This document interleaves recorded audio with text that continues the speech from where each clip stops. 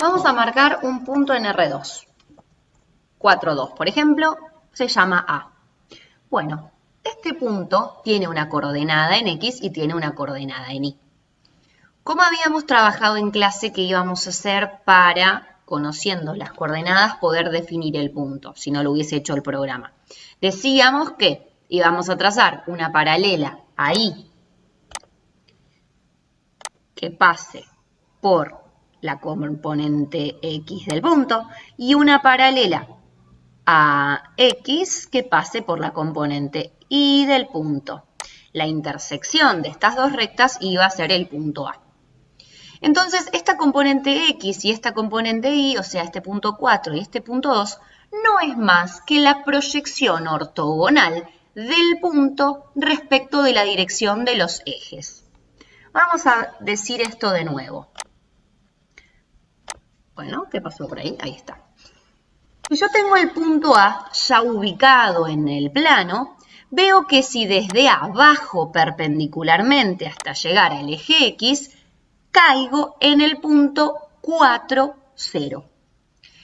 Es como si estuviéramos pensando en un desierto a las 12 del mediodía y hay un dron flotando ahí en el cielo. Ese dron que está flotando va a tener una sombra. Esa sombra va a tener su misma forma, pero va a estar en el piso. Bueno, el dron sería A y la sombra, esa manchita con la misma forma del dron, sería el punto B. Lo estamos proyectando perpendicularmente sobre el plano del piso. En este caso estamos pensando en una recta porque estamos en R2, pero podríamos pensar la misma proyección sobre un plano, ¿no? En el caso de C, es como si yo quisiera proyectar a mi dron respecto de una pared. Entonces vamos a llevar el dron adentro de una cancha de pádel, que hay una pared, me parece, en el fondo. Hay un dron por ahí flotando, entonces iluminamos perpendicularmente a la pared con un foco, con un faro, no sé cómo se dice, una luz muy potente. Imagínense que estamos enfocando desde la derecha, como si fuera desde el más infinito de X, enfocamos para el lado del dron y esa sombra que va a generar el dron respecto de la pared va a formar este punto C. Esas serían las proyecciones ortogonales de un punto respecto de una dirección.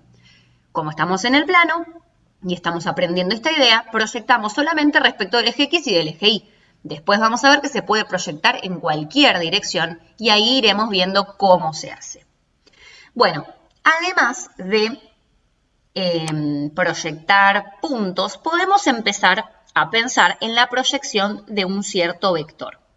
Entonces, al punto A lo voy a vincular con el vector posición asociado, que vector posición quería decir que tiene origen en el origen y extremo, en este caso, será en el punto A. Entonces, armamos el vector posición A, vamos a hacer un poquito de cambio de nombres para que sea coherente el gráfico con lo que voy diciendo. El punto de intersección de los ejes siempre lo llamamos O, y al vector que decía U, le vamos a poner A. Decíamos que el vector es un segmento orientado. Si es un segmento orientado, está compuesto por infinitos puntos. Entonces yo voy a elegir un punto que esté sobre el vector. Bueno, este punto D tendrá una proyección en X y una proyección en Y. Entonces, hago la perpendicular a X que pase por D. Vamos a marcar la intersección de esa perpendicular con el eje X y este punto que acabo de obtener, que se llama E, es la proyección de D respecto de la dirección X. Entonces voy a marcar así como un segmentito. Bien. ¿Qué pasa si yo voy moviendo los puntos para elegir los infinitos puntos del vector? ¿Qué pasa con la proyección de cada uno de estos infinitos puntos? Si ustedes miran, lo que sucede es que la proyección de los infinitos puntos del vector forma todo el segmento OB. Entonces, como no voy a proyectar uno por uno porque tengo infinitud de puntos, lo que digo es que la proyección del vector OA está formada por las infinitas proyecciones de los infinitos puntos que están desde O hasta A. Y esos infinitos puntos que van desde O hasta A tienen proyección en X. Si junto todas esas proyecciones que me da pasito a paso, cubro el segmento OB.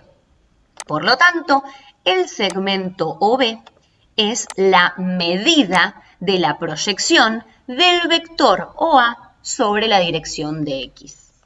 Ahora, si lo considero con sentido, con origen en el 0, 0 y extremo en la última proyección del vector, eso que obtuve es la proyección vectorial de A en la dirección de X. Entonces, este vector 4, 0 es el vector proyección de A en la dirección de X. ¿Cuál será la proyección del vector OA en la dirección de Y? Bueno, ahora vamos a ver qué pasa si yo quiero proyectar a un vector U, por ejemplo, que sea el vector 2, 5, respecto de la dirección que me da otro vector, que será, por ejemplo, el 6, 2. Vamos a acomodar un poco mi vista gráfica. ¿Cuál sería la proyección entonces de este vector 2, 5 respecto de la dirección que me da el vector B? Por una cuestión de uso de GeoGebra voy a marcar al punto 2, 5, que es el que coincide con el extremo del vector posición U, y vamos a marcar también al punto 6, 2 para que me permita hacer alguna operatoria y marcamos al centro de coordenadas. Bueno, le voy a cambiar los nombres para que tenga todo sentido. Yo voy a proyectar, decía, al vector U respecto de la dirección de B. Entonces, a mí me alcanza con que me den el vector B. Si yo quisiera pensar en la dirección, no tengo más que pensar en la recta en la que vive este vector B. ¿Sí? Entonces, normalmente a mí, si bien uno proyecta en una dirección, a mí como dato me van a dar un vector. Y lo único que tenemos que hacer es pensar en la dirección que tiene ese vector. Bueno, si quiero encontrar la proyección del vector U en la dirección del vector B, voy a trazar la perpendicular a la recta que contiene a B y que pasa por el punto U. Ahí voy a encontrar una intersección, que gráficamente con el GeoGebra es una pavada, después habría que chequear cómo se hace.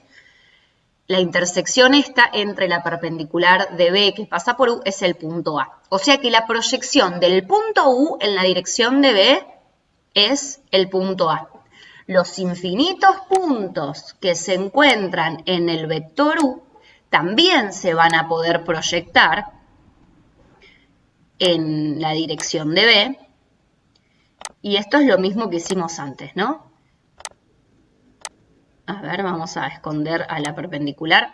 Entonces, a medida que yo vaya moviendo los infinitos puntos del vector, voy viendo sus proyecciones en la dirección de B. Y lo que hacemos con esto es cubrir el segmento OA.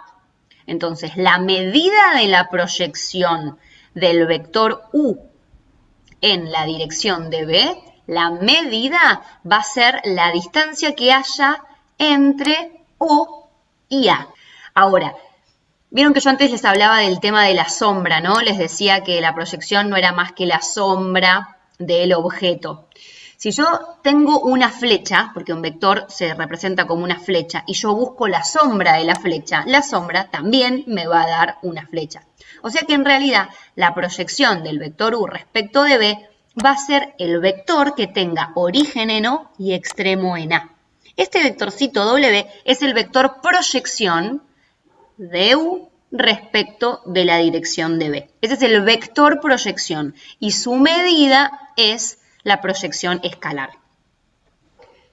¿Qué pasa si en lugar de trabajar con ese punto U, hubiéramos trabajado con este punto U? Y la proyección acá sigue marcada, ¿lo ven? La proyección del punto U sigue siendo A porque así lo construí. Entonces, ¿qué pasa?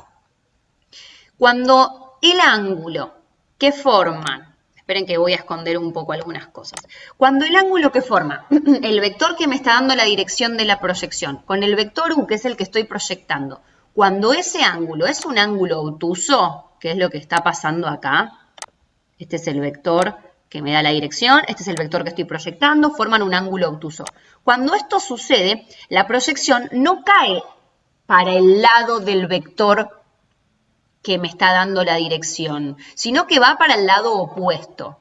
Entonces, se dice que la proyección escalar es negativa. Ese negativo lo único que indica es que el sentido de la proyección es el opuesto al sentido del vector que me dieron como dato. Voy a borrar esta recta. Sí, voy a borrar al punto. Entonces, mi vector B, vuelvo al inicio, mi vector B es el que me da la dirección de proyección. ¿Sí? A medida que yo modifico el vector U, va cambiando su vector proyección. Siempre el vector proyección, ustedes verán que queda sobre la dirección de B, sobre esa recta que define B. Cuando el ángulo es agudo, el vector proyección tiene el mismo sentido que el vector B. Cuando el ángulo es recto, el vector proyección es el vector nulo, porque me cae justo en el origen. Y cuando el ángulo es obtuso, el vector proyección va en el sentido opuesto del vector B. Bueno, vamos a ver qué pasa en R3. Yo construí dos vectores, un vector A y un vector B, y quiero ver cuál es la proyección de A respecto de B.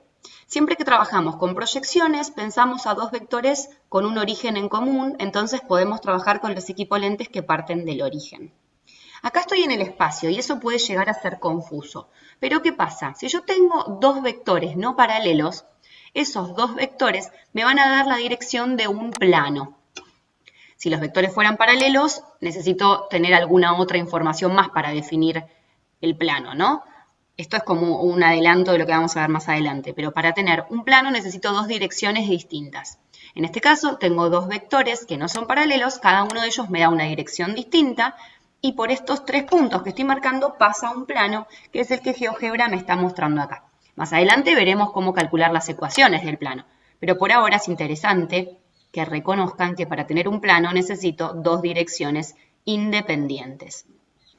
Entonces, nosotros para hacer la proyección del vector A en la dirección de B, estaríamos trabajando como en R2, pero en lugar de trabajar con el plano Z0, que es el plano de R2, estaríamos trabajando dentro de este plano celeste.